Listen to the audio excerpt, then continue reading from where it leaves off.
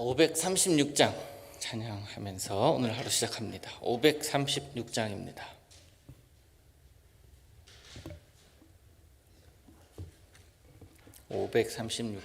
찬양합니다. 죄짐에 눌린 사람은 다 주께 나오라. 주 말씀 의지할 때에 곧 평안 얻으리. 의지하세 주 의지하세. 구하시네 곧 구하시네. 참 구원 주신 주께서 보혈을 흘렸네. 눈같이 희게 할 피에 온 몸을 잠그세. 의지하세 주 의지하세. 구하시네 곧 구하시네. 길 되신 우리 구세주 늘 인도하시네. 너 지체 말고 믿으면 참 복을 받겠네. 의지하세 주 의지하세. 구하시네 곧 구하시네. 온 성도 하나 되어서 영광길 걸으면 한없는 은혜 받아서 영원히 누리리. 의지하세 주 의지하세. 구하시네 곧 구하시네.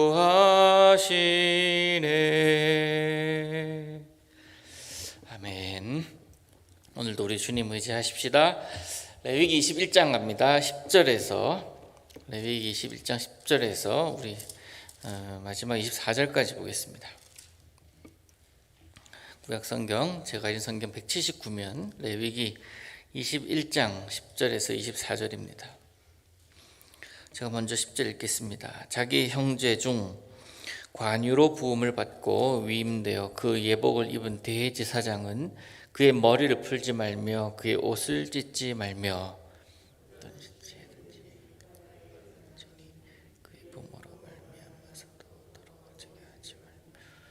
그 성소에서 나오지 말며 그의 하나님 성소를 속되게 하지 말라. 이는 하나님께서 성별하신 관유가 그 위에 있음이니라. 나는 여호와니라. 과부나 이혼당한 여자나 창녀짓을 하는 더러운 여인을 취하지 말고 자기 백성 중에서 처녀를 취하여 아내를 삼아 그의 자손이 그의 백성 중에서 속되게 하지 말지니 그를 거룩하게 하는 여호와임이니라. 여호와께서 모세에게 말씀하여 이르시되 아론에게 말하여 이르라. 누구든지 너의 자손 중 대대로 육체에 흠이 있는 자는 그 하나님의 음식을 드리려고 가까이 오지 못할 것이니라.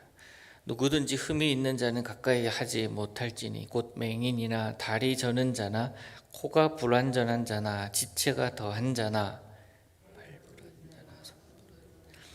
등 굽은 자나 키 못 자란 자나 눈에 백막이 있는 자나 습진이나 버짐이 있는 자나 고환 상한 자나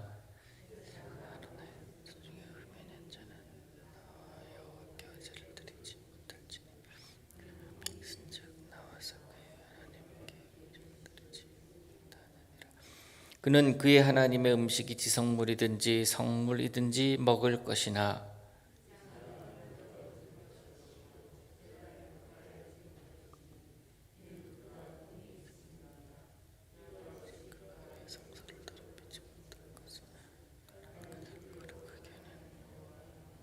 다 같이 이와 같이 모세가 아론과 그의 아들들과 온 이스라엘 자손에게 말하였더라. 아멘.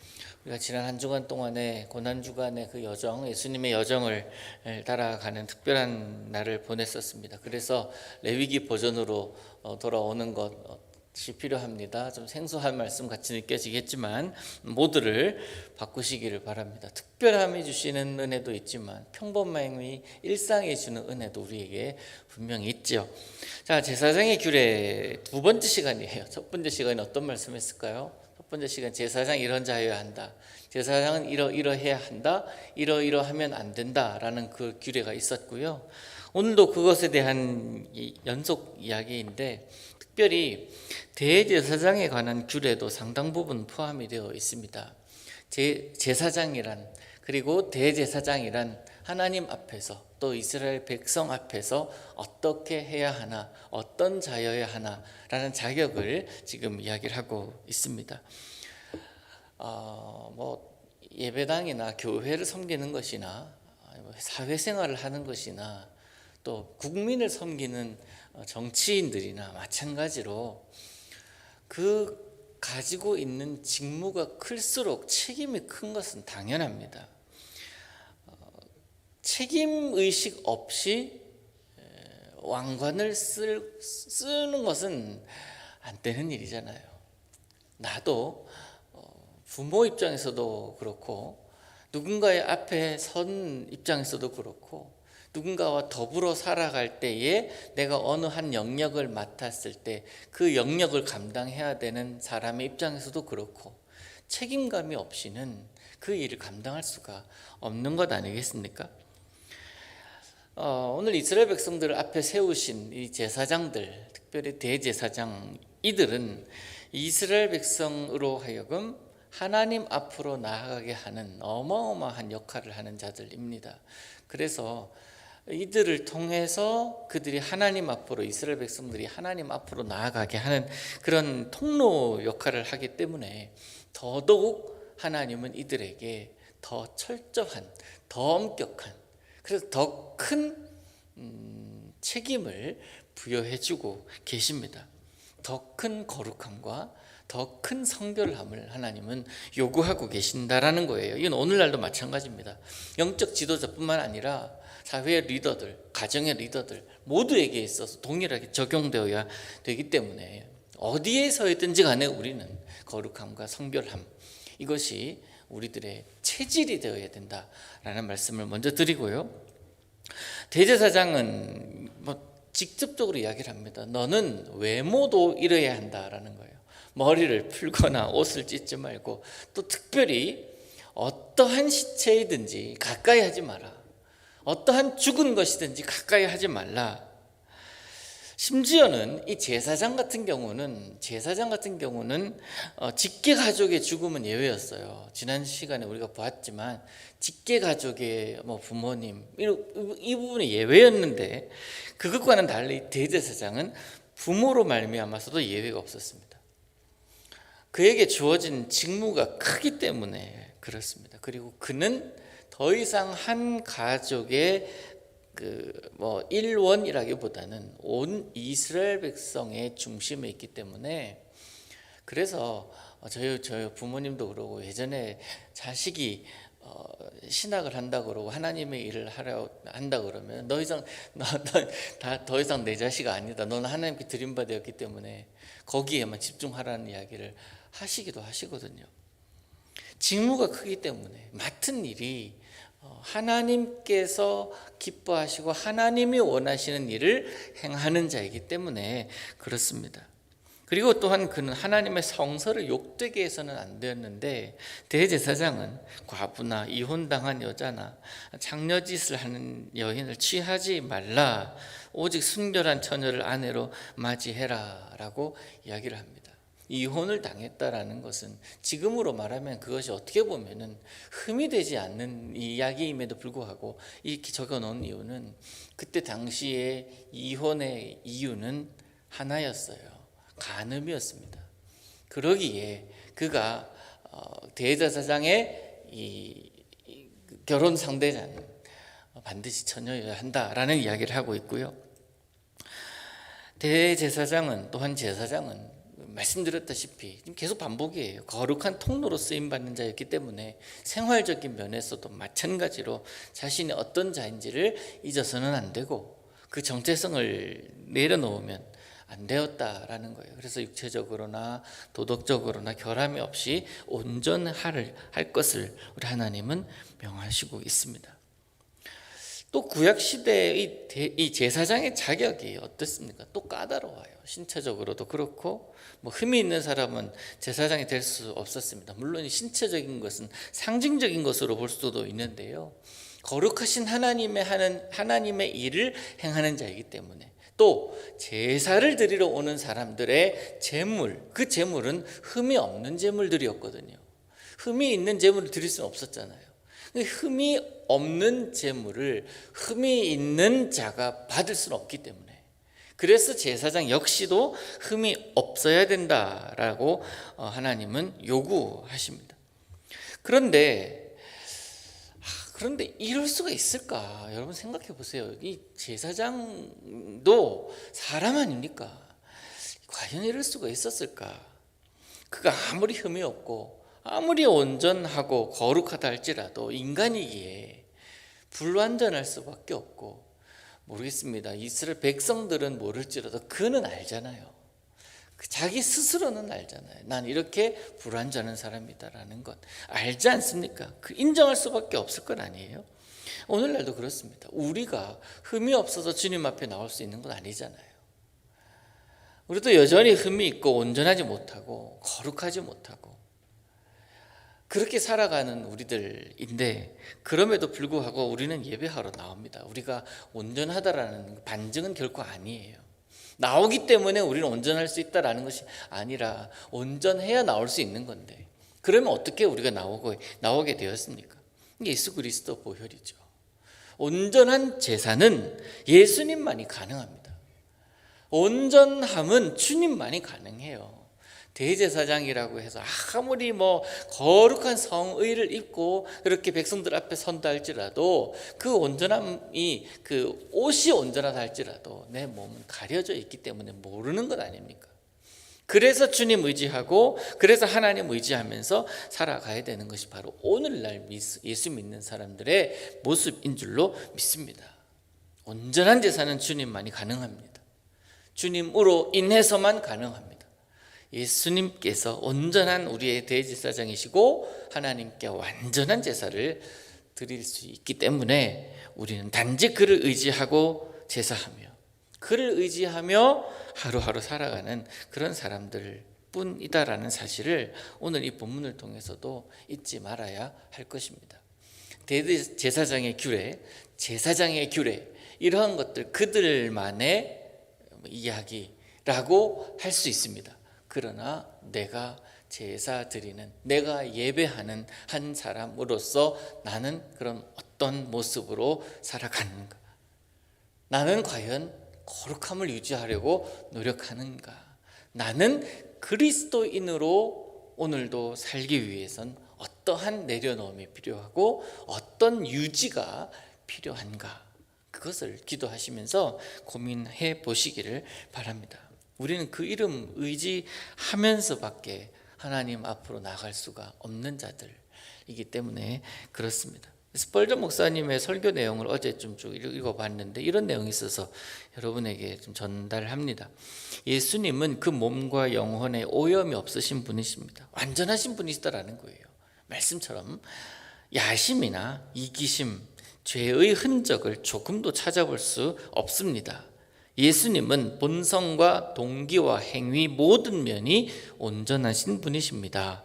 예수님이 우리를 위해 흠없이 자신을 바치셨기에 우리도 흠이 없도록 주님을 섬겨야 합니다. 그러면서 이제 성도들에게 던지는 질문이 있었습니다.